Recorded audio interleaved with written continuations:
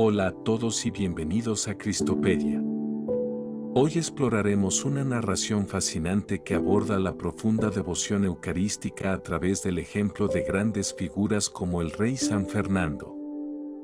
Este relato es importante porque nos recuerda la trascendencia de la adoración eucarística y cómo, a lo largo de la historia, esta ha sido vivida por líderes espirituales y políticos. Sin más preámbulos, comencemos a profundizar en esta inspiradora historia. Ante mí se doblará toda rodilla. En esta tercera narración de la serie sobre la Eucaristía, nos fijaremos en tres aspectos. Aunque podríamos extendernos a otros campos, como la influencia de esta palabra de Dios en el arte y la literatura del mundo cristiano, nos centraremos en estos. Vamos a profundizar en ellos para luego confrontarlos con lo que muchos hacen hoy en la liturgia. Podemos preguntarnos, ¿no ha sido humanizada, orientada al hombre más que a Dios? En estos tiempos en que en los templos se escuchan guitarras eléctricas, bailes, danzas, números de circo, oraciones ecologistas, rituales no católicos e idolátricos, resuena en nuestra memoria la palabra de Dios. En vano me rinden culto, enseñando doctrinas que son preceptos humanos. Cuando veáis en el lugar santo la abominación de la desolación, predicha por el profeta Daniel, veamos. Postura litúrgica de institución divina.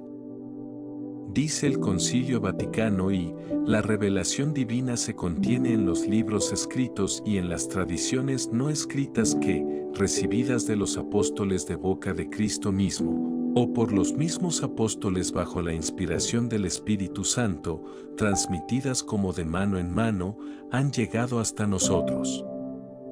Estos libros del Antiguo y del Nuevo Testamento, tal como se contienen en la antigua edición Vulgata Latina, han de ser recibidos como sagrados y canónicos, no solamente porque contengan la revelación sin error, sino porque escritos por inspiración del Espíritu Santo, tienen a Dios por autor y como tales han sido transmitidos a la misma Iglesia. El Concilio Vaticano II advierte, los mismos signos visibles que usa la Santa Liturgia, han sido escogidos por Cristo o por la Iglesia para significar realidades invisibles. Y ordena que nadie, aunque sea sacerdote, añada, quite o cambie cosa alguna por iniciativa propia en la liturgia. En el Antiguo Testamento, el mismo Dios dicta a su pueblo el contenido litúrgico, objetos, ornamentos, ofrendas, óleos, lugares, medidas, disposición de elementos, significado, forma de actuación, palabras de la bendición. Para el culto se escogen materiales nobles, no como Caín que escogía lo peor, o como Judas que quería dar a los pobres el valor del perfume con que la Magdalena ungía a Cristo, en la más espontánea y bella ceremonia litúrgica de la contrición. Así, por ejemplo, el arca de la alianza, símbolo de nuestro sagrario, habrá de recubrirse de oro puro por dentro y por fuera. En el santuario arderán constantemente lámparas. De cada ofrenda se presentará por elevación una pieza reservada a Yahvé.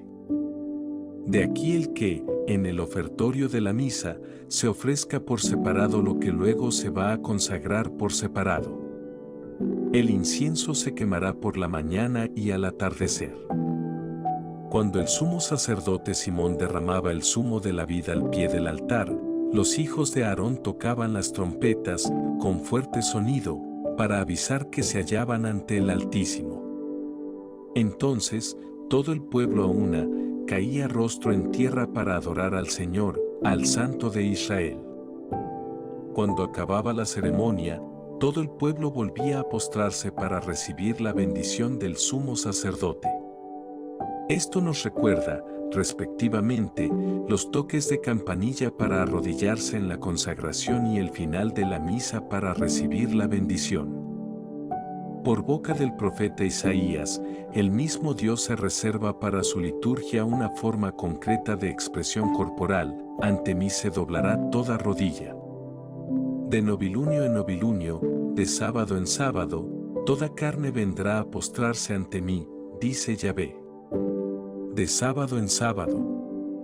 Hoy, de domingo en domingo, o cada día. Por eso el santo profeta David nos exhorta: venid, postrémonos en su presencia, doblemos nuestras rodillas ante Yahvé, nuestro Hacedor. Postraos ante el Señor en el atrio sagrado. En el Nuevo Testamento, recordemos, los Reyes Magos no conocían las Sagradas Escrituras, pero quien les reveló el nacimiento del Mesías grabó en sus mentes los dones que habían de ofrecerle, y en sus corazones la forma de adorarlo. Vieron al niño con María, su madre, y postrándose de rodillas, le adoraron.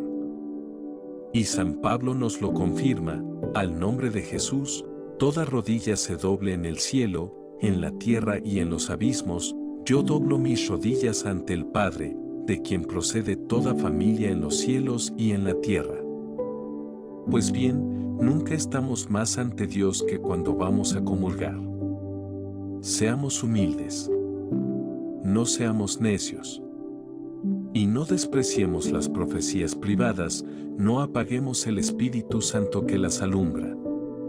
Recordemos el mensaje de Jesús a la vidente italiana Débora. Jamás un ángel me recibiría de pie. Recordemos la enseñanza del ángel de Portugal. Primera aparición, supone Sor Lucía que fue en la primavera de 1916, no temáis. Yo soy el ángel de la paz. Orad conmigo. Y arrodillándose en tierra, dobló la frente hasta el suelo. Transportados por un movimiento sobrenatural, le imitamos y repetimos las palabras que le oímos pronunciar: Dios mío, yo creo, os adoro, espero y os amo. Os pido perdón por los que no creen, no os adoran, no esperan y no os aman. Lo repitió 3 veces. En la tercera aparición, se nos apareció por tercera vez, portando en la mano un cáliz y sobre él una hostia, de la cual caían dentro del cáliz algunas gotas de sangre. Dejando el cáliz y la hostia suspensos en el aire, se postró en tierra y repitió 3 veces la oración: Santísima Trinidad, Padre, Hijo, Espíritu Santo, os adoro profundamente y os ofrezco el preciosísimo cuerpo, sangre, alma y divinidad de Jesucristo, presente en todos los agrarios de la tierra, en reparación de los ultrajes, sacrilegios e indiferencias con que él mismo es ofendido. Y por los méritos infinitos de su Santísimo Corazón y los del Corazón Inmaculado de María, os pido la conversión de los pobres pecadores. Una mística española pone en boca de la Virgen esta enseñanza. Los judíos normalmente oran de pie. Jesús era fiel cumplidor de la ley de Moisés, porque él no había venido a abolir la ley sino a perfeccionarla y darle cumplimiento.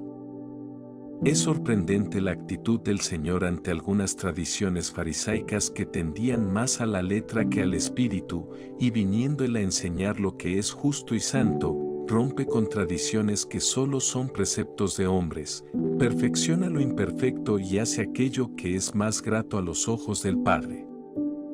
Los fariseos alzan su voz para orar. Jesús, en cambio, huye del bullicio y sube al monte, a solas, para orar, se aleja del mundo y se va al desierto. En el huerto de los olivos, Jesús se aleja de los discípulos como un tiro de piedra y, puesto de rodillas, ora al Padre. Si Jesús conserva esa actitud de reverencia y de profunda humildad cuando se dirige al Padre, es porque la reverencia es imprescindible en la oración, lo mismo que lo es la humildad. Jesús te enseña que a Dios se le adora de rodillas. Postura litúrgica enraizada en la Sagrada Escritura. Al ser un rito instituido por el mismo Dios, es lógico descubrirlo enraizado en la Sagrada Escritura para ilustrar y dirigir nuestras formas litúrgicas. Dice el teólogo alemán Romano Guardini: si empleamos fórmulas de adoración, sirvámonos de la Sagrada Escritura. Escogemos solo algunos pasajes para orar y adorar. De rodillas y con las manos alzadas oraba Salomón ante el altar de Yahvé. De rodillas y con manos extendidas oraba Esdras. De rodillas ora 3 veces al día el profeta Daniel en su casa. El rey Ezequías y toda la asamblea doblan las rodillas en el templo del Señor. Todo el pueblo de Betulia dobla las rodillas para adorar y bendecir a Dios al conocer la obra de Judith en el campo asirio. Mardoqueo se niega a doblar la rodilla ante Amán, pues no desea adorar sino al Señor. De rodillas adoran los reyes magos a Jesús. Los apóstoles se postran ante Jesús cuando sube a la barca, después de caminar sobre las aguas. El padre de una niña que acaba de morir se postra ante Jesús para pedirle que la resucite. Se postra ante Jesús una mujer cananea para pedirle que cure a su hija endemoniada. De rodillas ante Jesús, el padre de un niño endemoniado pide la curación de su hijo. De rodillas habla con Jesús el joven rico. El ciego de nacimiento, curado por Jesús, se postra ante él al saber que es el Hijo de Dios. Doblan la rodilla ante Cristo coronado de espinas, los sayones que se burlan de él. Los apóstoles se postran ante Cristo cuando se les aparece en Galilea y cuando lo contemplan en la ascensión a los cielos. De rodillas recibe el martirio San Esteban. De rodillas ora Pedro para pedir la resurrección de Tabita. De rodillas ora San Pablo con los presbíteros de Efeso en Mileto. De rodillas ora San Pablo para que el Espíritu Santo conceda el don de fortaleza a los creyentes de Efeso. Para pedir perdón, San Juan Crisóstomo nos dice: arrodillémonos, confesando nuestros pecados. Sin duda, el santo forjó su sensibilidad en la meditación de la Sagrada Escritura. Recordemos, por ejemplo, los hermanos de José en Egipto se prosternan ante él para pedirle perdón. Cuando San Pedro pregunta a Cristo cuántas veces ha de perdonar, el Señor le pone la parábola del rey que perdona las deudas al siervo que, de rodillas, le pide tiempo para pagarle. El leproso arrodillado ante Cristo para pedirle su curación es símbolo del pecador que confiesa sus culpas para obtener el perdón de Dios. Por eso nos parece más perfecto el comienzo de la misa en el rito latino, pidiendo perdón de rodillas. Lo mismo que al ir a confesar, si no hay motivos de salud que lo impidan. Es Cristo quien actúa en cada sacramento. Para dar gracias, uno de los 10 leprosos curados, precisamente samaritano, vuelve a dar gracias a Jesús y ante él se arrodilla, rostro en tierra. En esta postura permanece escuchando a Jesús hasta que el Señor le ordena que se levante. El texto nos llama a dar gracias de rodillas, después de la comunión. Para recibir la bendición, al terminar el sacrificio, el sumo sacerdote Simón, bajando, levantaba sus manos sobre la congregación de los hijos de Israel, para dar con sus labios la bendición de parte de Dios. De nuevo se postraban en tierra para recibir de él la bendición. El texto es una llamada clarísima a que nos arrodillemos al final de la misa cuando el sacerdote va a dar la bendición. Tengamos en cuenta que todavía está oficiando in persona Christi, que es Cristo quien bendice. Videntes de confianza lo han confirmado. A veces la postura de rodillas da paso a una postración sobre el rostro. Abraham se postra en tierra cuando Yahvé se le aparece en el encinar de Mambré. Moisés se prosterna en tierra cuando siente la presencia de Dios en la nube. A la orden del rey David, la asamblea se postra para adorar y bendecir a Dios. El santo Job se echa en tierra para adorar. El profeta Ezequiel cae rostro a tierra al ver la gloria de Dios. Judith se postra rostro en tierra para pedir a Dios les proteja del ejército asirio. Todo el pueblo que seguía a Judas Macabeo se postra sobre su rostro al establecerse el culto en el templo. De igual modo obran los 3 apóstoles en el momento de la transfiguración de Cristo. El arrodillarse, como acto de adoración, solo ha de reservarse para Dios. Los hermanos de José se prosternan ante él para pedirle perdón, pero les corrige diciendo, ¿estoy yo acaso en el lugar de Dios?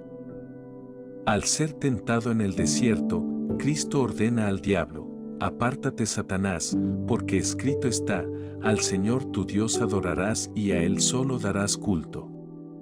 Recordemos que el diablo había pedido a Jesús que se arrodillase para adorarle.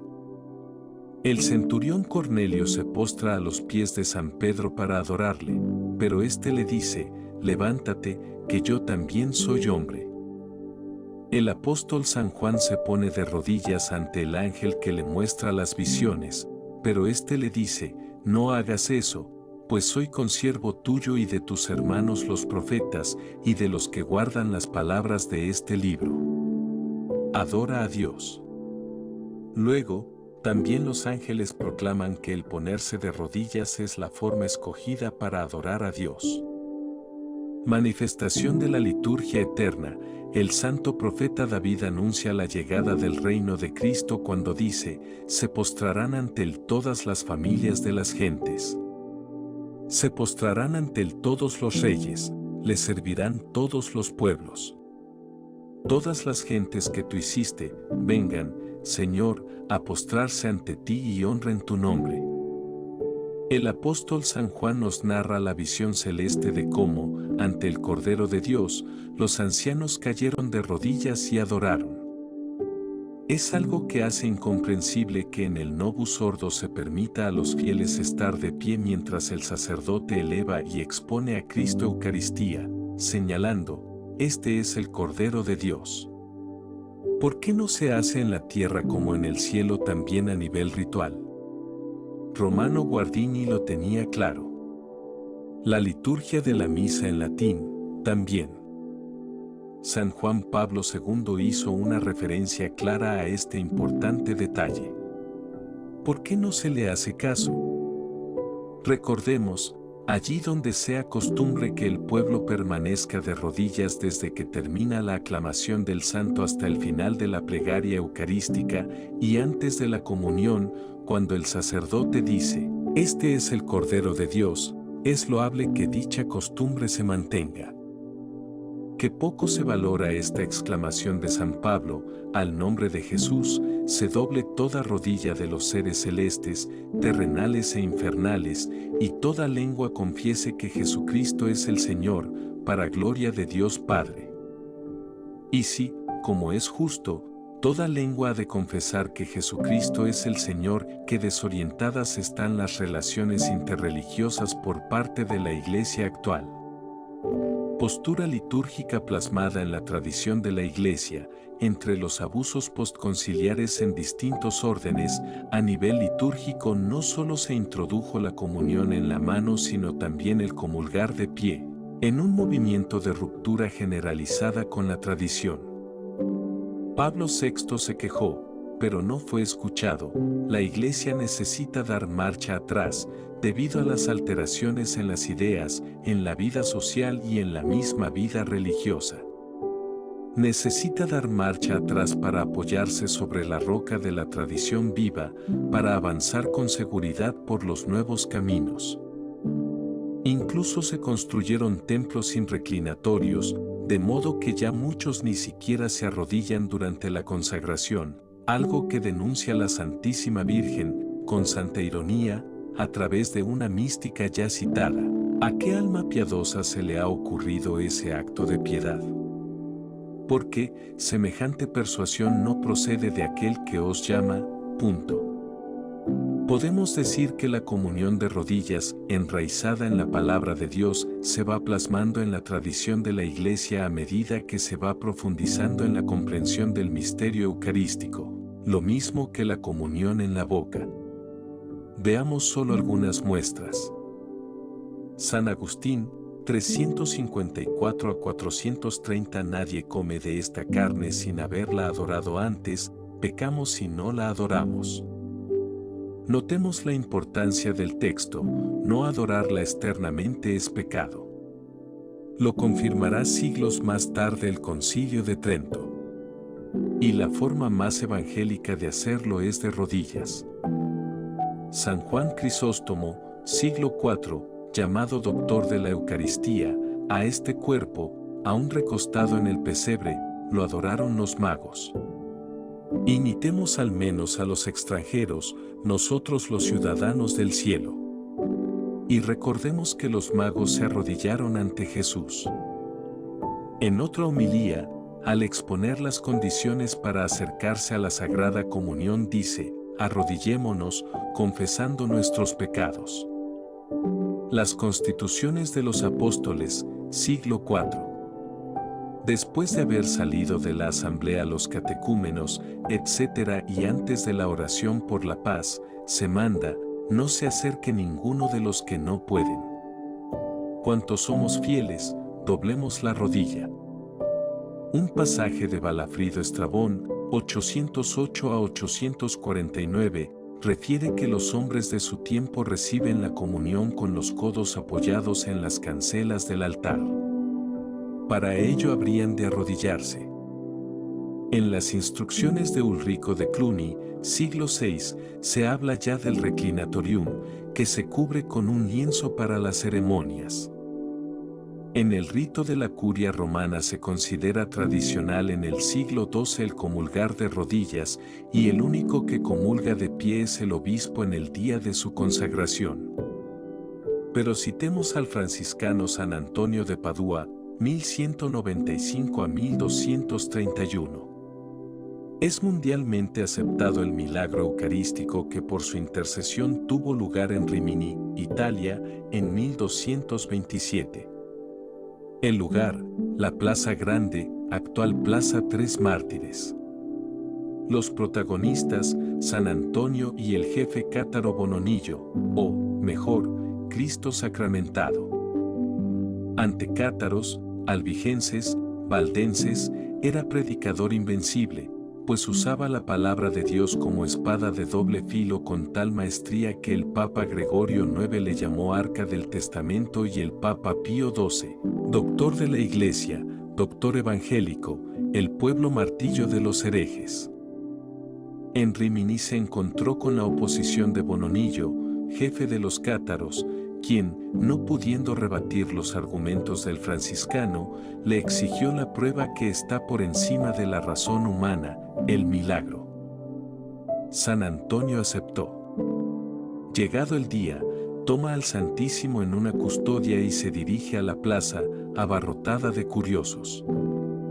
El santo ordenó a la mula, en virtud y en el nombre de tu Creador, que yo siendo indigno, lo tengo en mis manos, te digo y te ordeno, avanza con prontitud y rinde honores al Señor con el debido respeto, para que así los malvados y los herejes comprendan que todas las criaturas deben humillarse delante de su Creador, a quien los sacerdotes tienen en sus manos en el altar.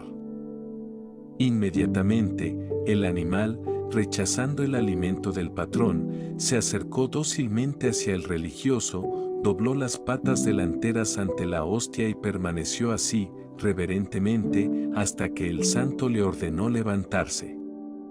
El hereje se convirtió y parece ser que, al modo de San Pablo, colaboró con San Antonio en la defensa de la fe católica. En Rimini se conserva una capilla octogonal del siglo XIX, construida en el mismo sitio donde, según la tradición, se había levantado una columna en recuerdo del milagro. Contemplando el ejemplo de San Antonio, parece evidente que la pandemia ha descubierto que la fe eucarística de muchos católicos es inferior a la mula del hereje Bononillo y a la fe de la burra de Balaam, número 22. Pero cambiemos, y pronto. No imitemos a las vírgenes necias. Aunque no sea un aporte doctrinal, traemos aquí el ejemplo del rey San Fernando, 1201-1252, modelo de cómo ha vivido España en su historia este espíritu de adoración eucarística. Primo de San Luis, rey de Francia, fue San Fernando III, rey de Castilla y León. Su grandeza humana, cultural, política y cristiana es imposible describir en pocas líneas. Reconquistó casi toda Andalucía, Murcia, la parte final de Badajoz. Era un rey que llevaba en el arzón de la montura de su caballo una imagen de la Virgen de las Victorias, a la que rezaba el oficio parvo incluso en las campañas bélicas, en las que nunca fue derrotado. Fue gran devoto de la Eucaristía, para cuya guarda mandó levantar las catedrales de Burgos y León, reconstruir otras, edificar innumerables iglesias, conventos y hospitales, y tanto él como su madre efectuaban importantes donaciones.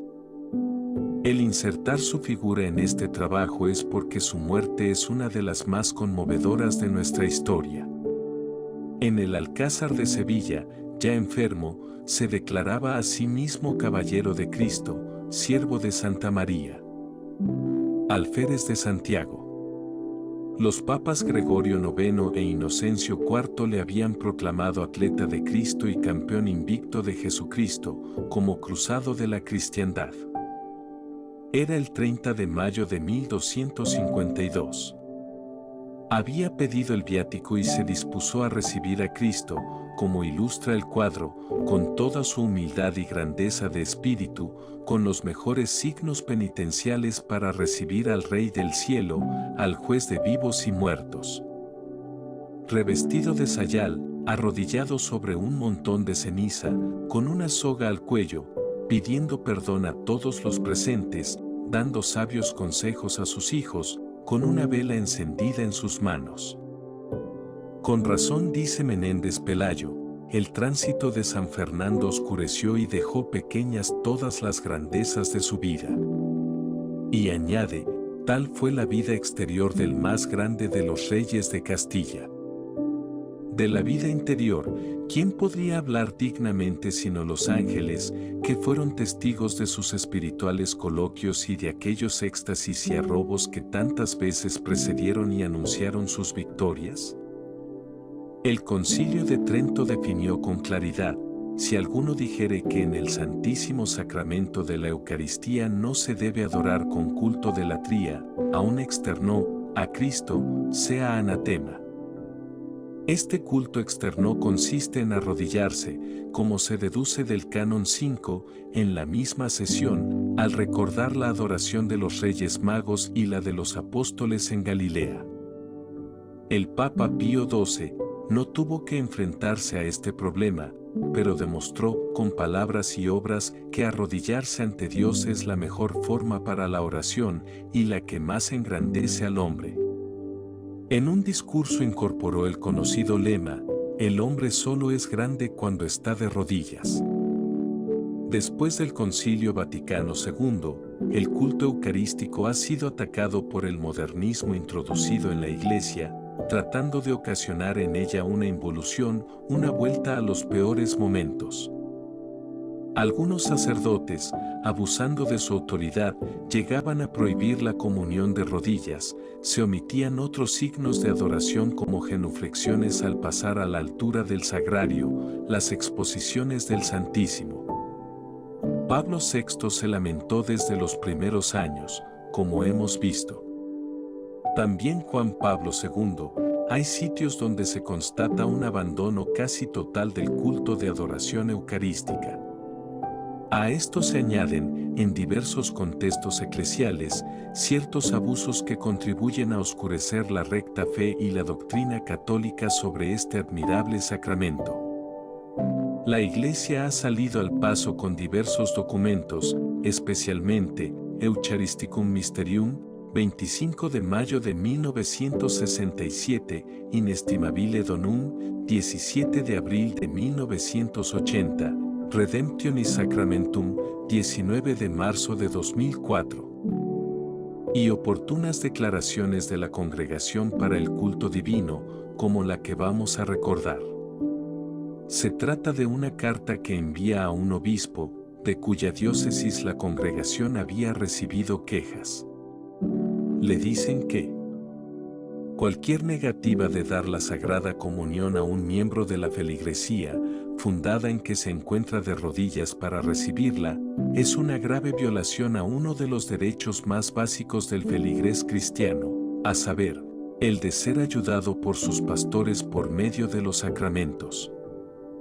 El más tarde Benedicto XVI lo predicaba ya desde su puesto de guardián de la fe: quien aprende a creer, aprende también a arrodillarse, y una fe, o una liturgia que desconociese el arrodillarse, estaría enferma en uno de sus puntos capitales. Donde este gesto se ha perdido, se debe aprender de nuevo, para que nuestra oración permanezca en la comunión de los apóstoles y los mártires, en la comunión de todo el cosmos, en la unidad con Jesucristo mismo. En definitiva, Cristo reprende a los fariseos y escribas que trataban de encontrar errores en su predicación. Bien dijo de vosotros Isaías: este pueblo me honra con los labios, pero su corazón está lejos de mí. Isaías 29, 13. Mateo 15, 8. Y dice a la samaritana: los verdaderos adoradores adorarán al Padre en espíritu y en verdad. Dios es espíritu, y los que le adoran han de adorarle en espíritu y en verdad. Juan 4, 23-24. Nos dicen exégetas cualificados: espíritu se contrapone a materialidad o letra muerta, verdad a sombra y figura.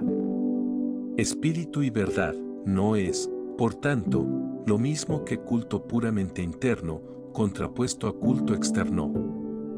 Uno y otro son necesarios para adorar a Dios en espíritu y en verdad. Es decir, a Dios no se le engaña con buenas palabras que no salen de un buen corazón. Lo uno ha de ser reflejo de lo otro. De la abundancia del corazón habla la boca. Lucas 6, 45. Tampoco se le engaña con gestos litúrgicos vacíos. Cuando arrodillamos el cuerpo, estamos humillando el alma ante nuestro Creador, admitiendo su voluntad sobre la nuestra, reconociéndonos miserables pero confiando en su misericordia de Padre. Así pues, el hombre debe tributar a Dios una adoración integral, en alma y cuerpo. Y la palabra de Dios nos da abundantes muestras de cómo el cuerpo ha de doblar las rodillas ante su Señor.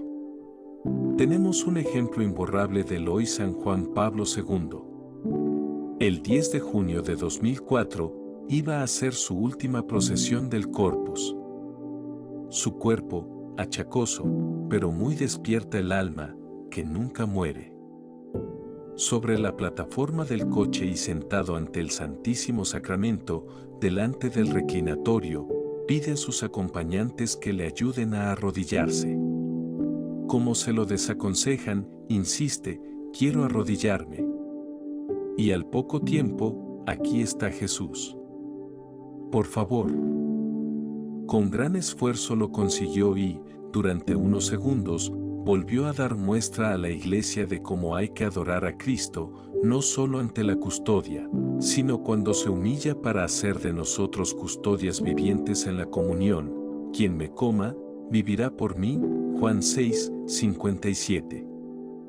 En esta narración hemos recorrido la vida y la devoción de grandes figuras como el rey San Fernando, quienes vivieron la adoración eucarística con una profundidad que trasciende el tiempo. Nos hemos adentrado en cómo, a través de gestos de humildad y reverencia, podemos acercarnos más a Cristo y vivir una fe auténtica. Si este contenido te ha inspirado, no olvides suscribirte a Cristopedia para seguir explorando más narraciones como esta. Que Dios te bendiga.